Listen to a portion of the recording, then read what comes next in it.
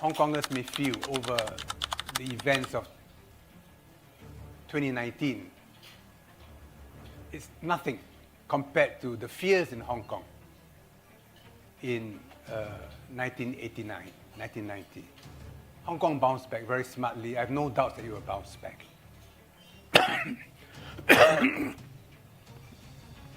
It plays a special role in the Chinese economy. You know, cancer patients, in order to avoid having to be poked all the time for chemotherapy, they put in a portacaf, and then you inject into the portacaf. It's critical that the portacaf does not infect the body.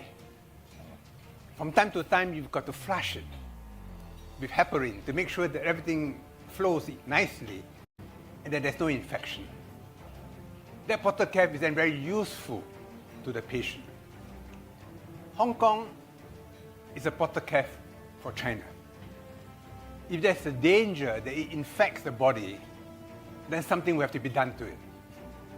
But if it fulfills that function, it's valuable, and the body will value it.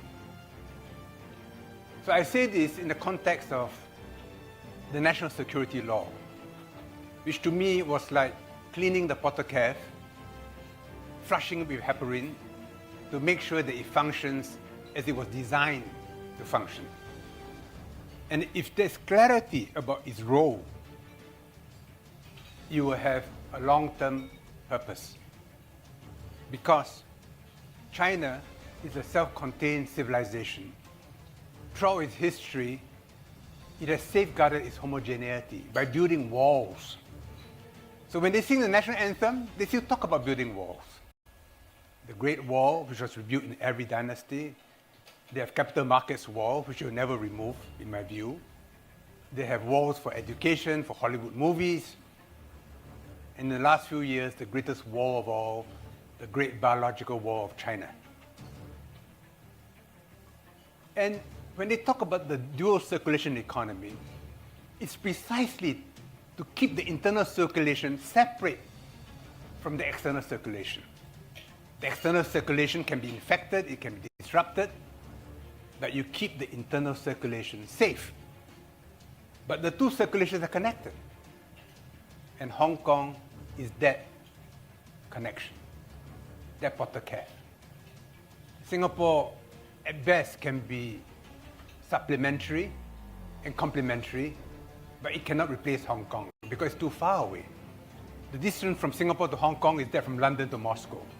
We're in different geographical regions, but we help each other. In fact, if we go back to the East India Company and to the days of the 19th century China trade, Hong Kong was established after Singapore and before Shanghai. And today a new China trade is flowing, much greater than the 19th century. And both cities not only will be re-energized, but will energize each other. I think when Lee Kuan Yew was here, he talked about a tale of two cities, if I remember correctly. It's always been so, and God willing, it will always be so. I'm amazed how, over the years, the two cities are connected, not only in terms of the British institutions which we inherited, and the Southern Chinese culture, and a commercial mentality, and a cosmopolitan atmosphere. These two cities are more alike than they are different. Of course, there's rivalry. But as the penultimate governor of Hong Kong, David Wilson once told me, it's like the competition between Oxford and Cambridge. It's exaggerated for the purposes of entertainment. Each takes the other seriously. Each wishes it has qualities the other has. Each knows that it is the richer for having the other also prosper. We are sorry to interrupt you. Before we move on to what China think about the U.S. and Hong Kong relation, we noticed that 98% of you are returning viewers who have not subscribed. If you've enjoyed our content, subscribing would mean the world to us. It's a small click for you, but it makes a huge difference for us. Thank you for your support. Well, China doesn't want the U.S. to leave Hong Kong. But if circumstances are such that Americans find it uncomfortable to be in Hong Kong because of governmental policies beyond their control, Hong Kong will still thrive because Hong Kong plays a role which is not entirely dependent on the U.S. If you look at the 19th century, when the Western powers came to Asia, they had difficulty dealing with local populations. So the intermediaries, who were the compradors of Taipan, and in a strange way, there's a reverse flow from China to the rest of the world. And the Chinese also have difficulty dealing with local populations. And the role of the compradors, the role of the Taipan in Hong Kong and Southeast Asia have been revived, but in the opposite direction, mostly Chinese. But that network will play a very important role in China's interaction with the rest of the world, with or without the US. But of course, the Chinese would rather the US not leave because they don't want a Cold War. And they will try to make Hong Kong comfortable for the US so long as the Porter Calf doesn't infect the body politic. I was in Saudi Arabia recently. There's talk about Aramco being listed in Hong Kong because China buys more oil from Saudi Arabia than any other country. And the Saudis are wary about listing in New York or London, seeing the way assets could be expropriated. So if they list in Hong Kong, then the Americans will be here.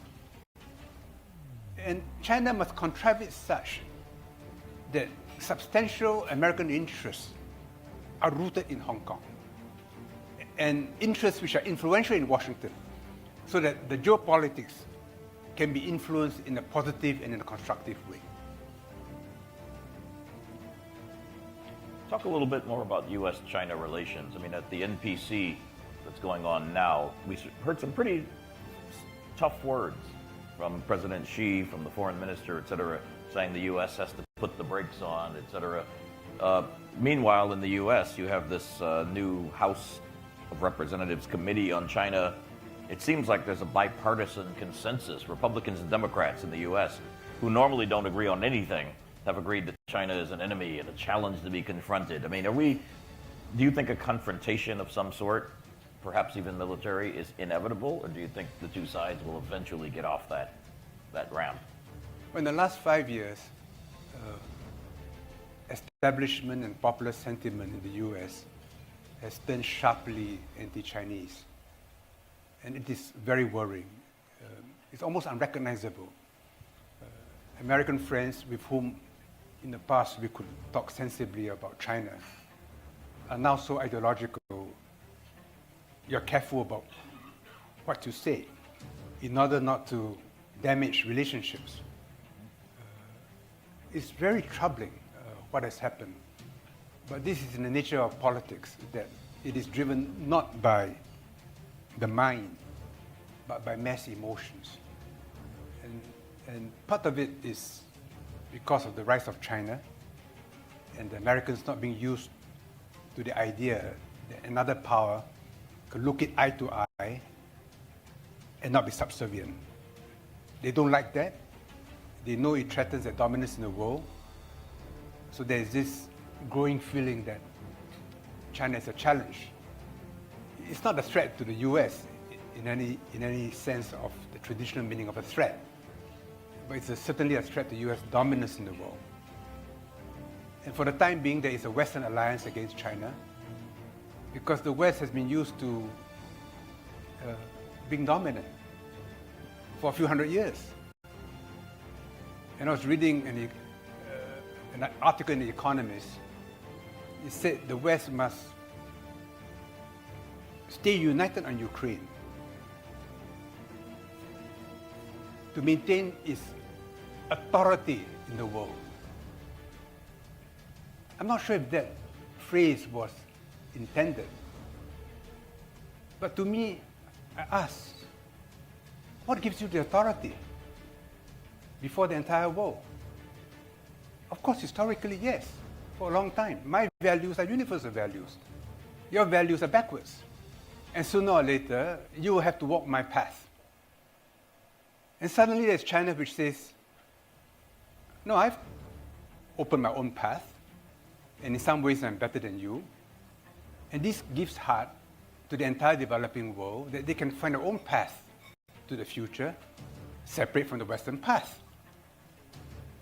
And this at the visceral level is very uncomfortable for the entire West, and particularly for America, which has been so dominant and which has maintained with its network of overseas military bases, effectively a Pax Americana, beneath which we could have depoliticized trade, we could have international institutions which appeared as if they were public goods. But once it became clear that some of the existing rules were not in the US interest, like in the WTO, the US turned against it. And China, I think in the minds of many in the West, and particularly America, represent a challenge to something which has long been taken for granted. I don't think we can avoid a multipolar world.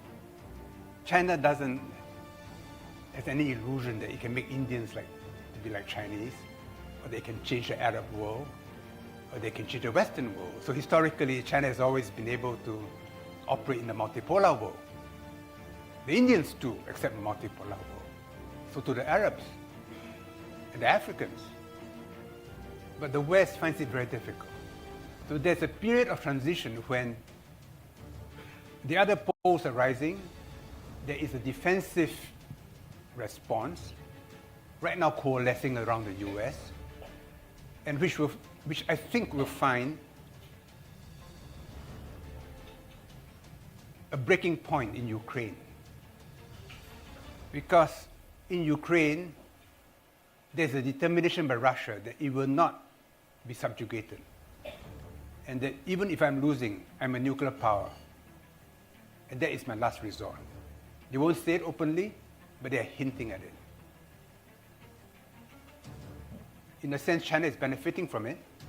And I think the Ukraine war will help to crystallize a multipolar world faster than we expected.